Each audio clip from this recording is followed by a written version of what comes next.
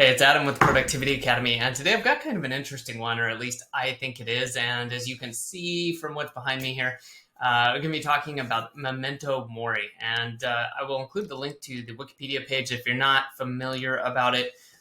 Basically, it's the idea of kind of a reminder, or in this case, I think they're talking about it more on kind of the literary or just kind of everyday usage.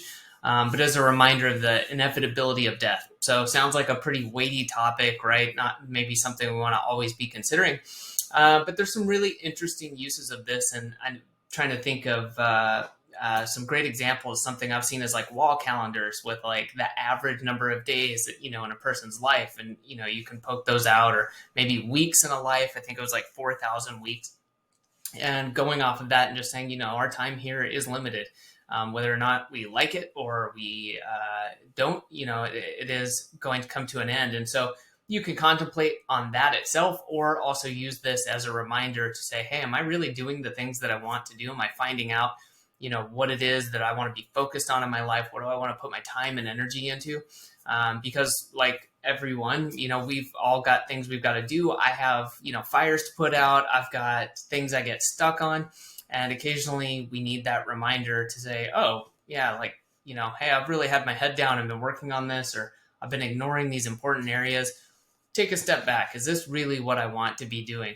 And then I think the important part of that too is to make some changes, because it's not enough to just contemplate, right? You need to put that into action. So this to me is kind of just a bigger picture review of yourself, and then taking action items. And occasionally it can be really nice to pull yourself back and to help yourself. And one of the ways I do this is like the perfect day, right? The idea of being, write out what's your perfect day, not the ultimate day if money and all this was no object, but like on a daily basis, what are these things that you would love to do? Would you like to go for a swim in the morning?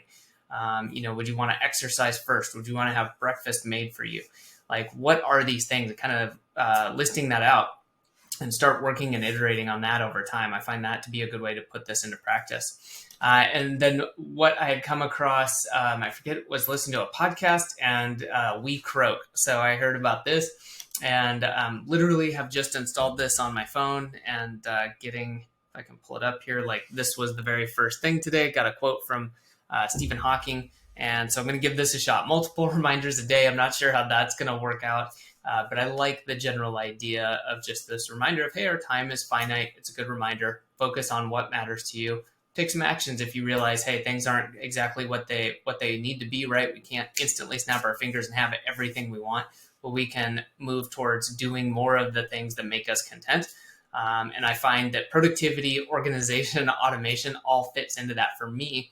It's helping me achieve the good life that I want to live. It's not the ends in itself, right? It's the means to help get me there, and spend more time doing these things, or have the time to read a book, have time to hang out with the family or friends, things like that.